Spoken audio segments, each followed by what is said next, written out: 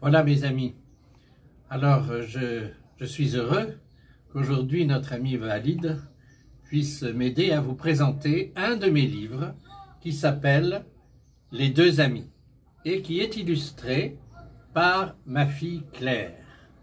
Voyez? Et ce sont des nouvelles, 4 nouvelles à lire en famille. Et je suis particulièrement heureux que Claire ait pu illustrer, elle qui est sculptrice et illustratrice, ces 4 nouvelles. Il y a donc 4 nouvelles dont je vais vous lire les titres. Il y a « Les deux amis »,« Les coups sourds »,« La dame au chien cassé » et celle que je vais vous lire aujourd'hui, « L'homme au muguet ».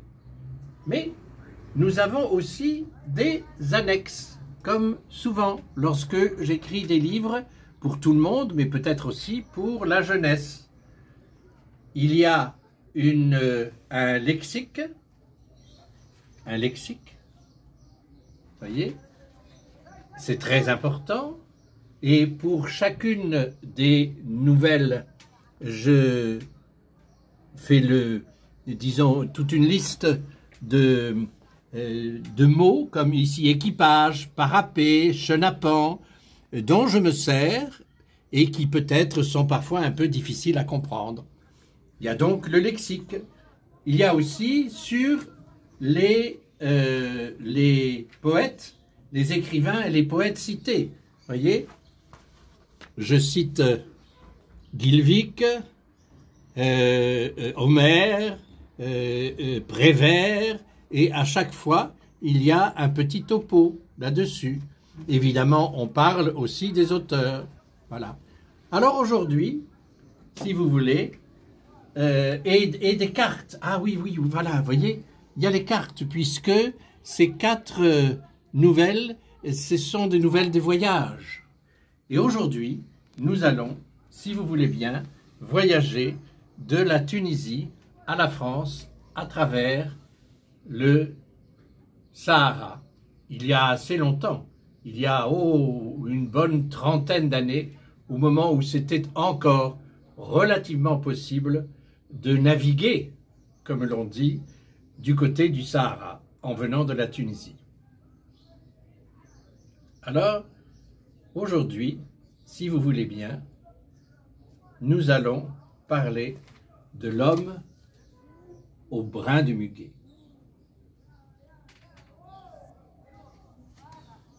Vous êtes attentifs? Je vous le raconte. Et notre ami, pendant ce temps-là, voilà,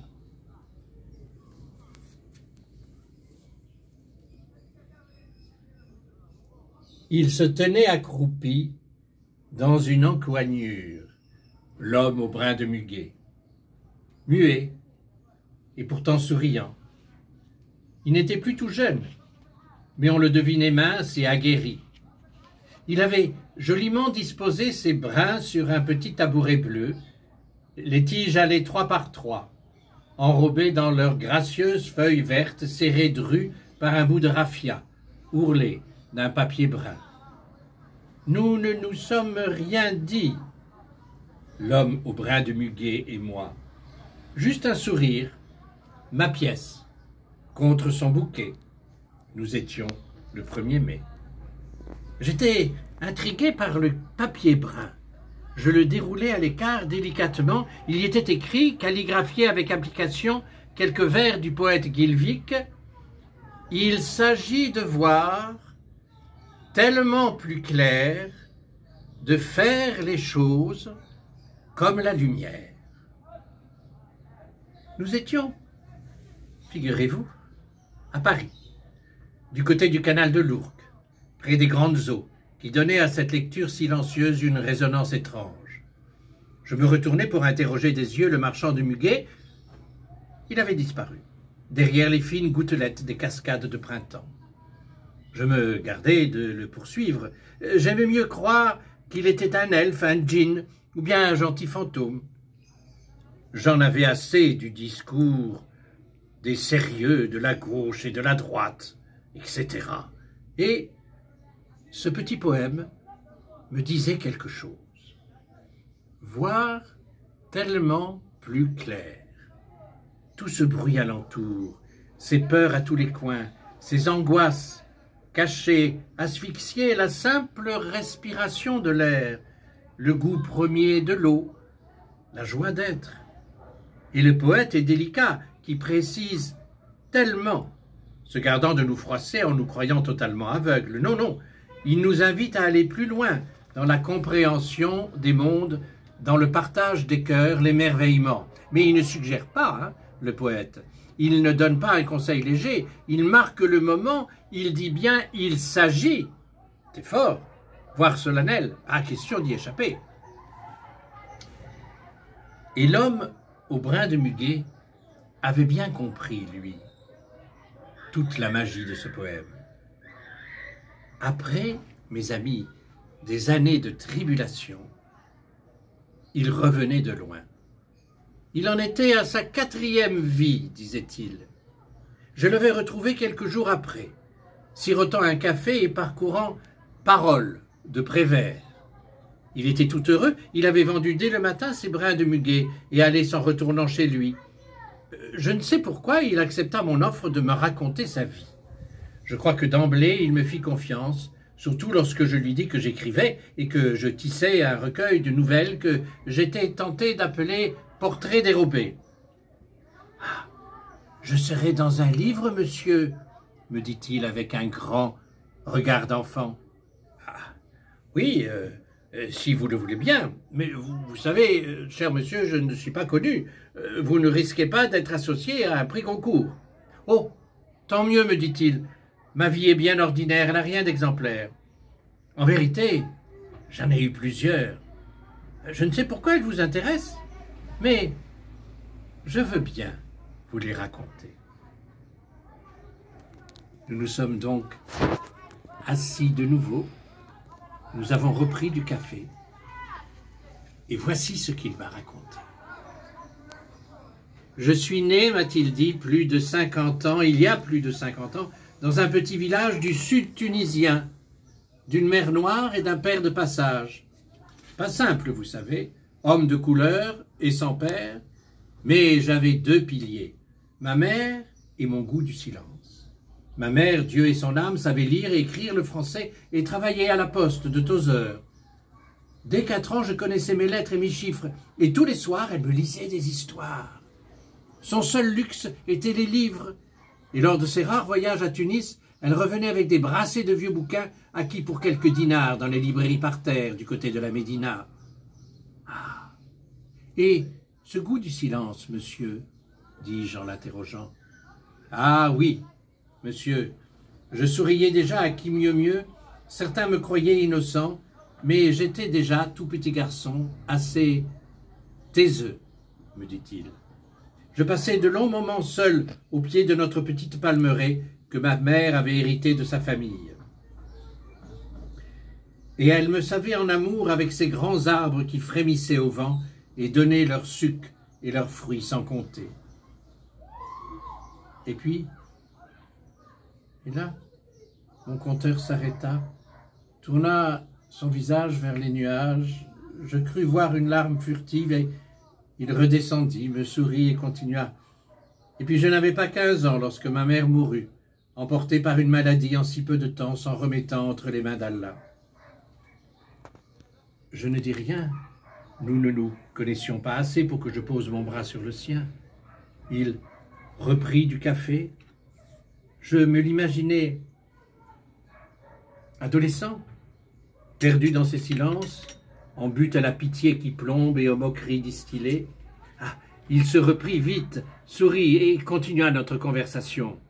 « Voilà, c'est votre première vie, dis-je, chassant légèrement l'ange qui nous avait frôlés. »« Ah oui, oui, monsieur. J'ai dû interrompre mes études. J'avais l'adresse d'un oncle à Paris, marchand de fruits et légumes, de jour comme de nuit, du côté de Barbès. Ma mère m'en avait parlé sans m'en dire plus. Elle m'avait aussi montré le pied du palmier où elle avait enterré ses quelques bijoux. Et elle m'avait interdit de pleurer si jamais, si jamais. Et une nuit, je pris la route de l'Algérie. J'avais entendu dire que par Tanger, rallier l'Europe était possible. Le voyage dura 2 ans, un vrai périple. Le soir, souvent, je lisais un chapitre de l'Odyssée et j'étais Ulysse, sur les dunes marines du Sahara. Je fis tous les métiers et j'arrivai un jour à Tanger. Eh oui, Tanger, monsieur. Je savais cette ville infestée de bandits au grand sourire, de messieurs seuls et de trafics en tout genre. Je n'étais plus aussi innocent qu'au début de mon voyage.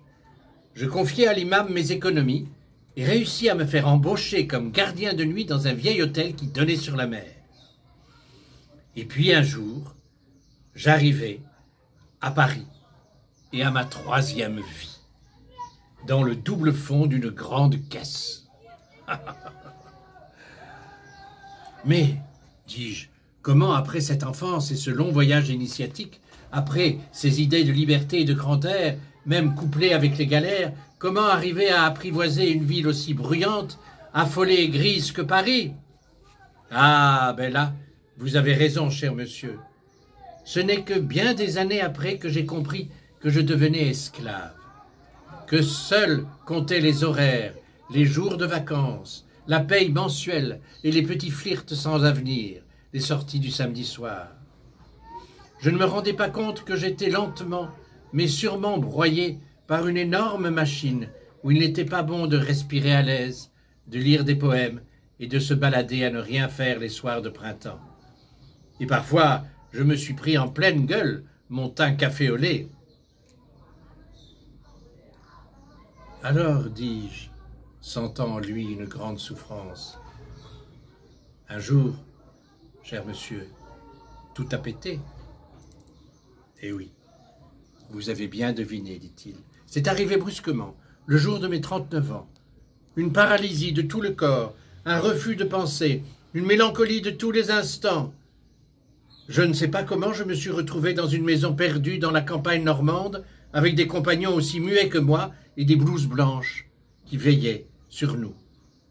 Et chaque semaine, je m'allongeais dans un joli bureau pour raconter ma vie à un vieux monsieur qui souriait tout le temps et ne disait rien sauf « Continuez, jeune homme, continuez !»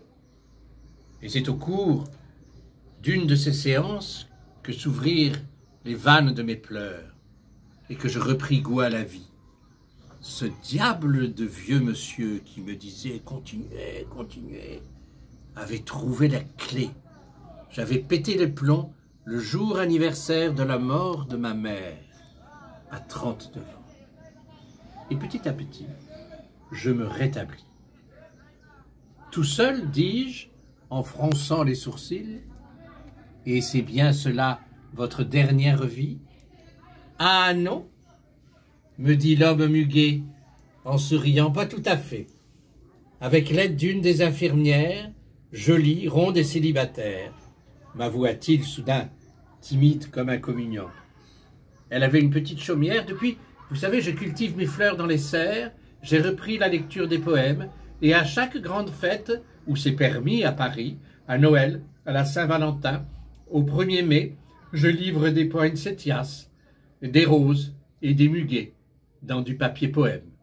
Il y a beaucoup de lumière dans ma vie maintenant. Et dis-je en souriant, y aura-t-il une 5e vie? Ah, Dieu seul le sait, monsieur, conclut-il. Dieu seul le sait. Je vous remercie.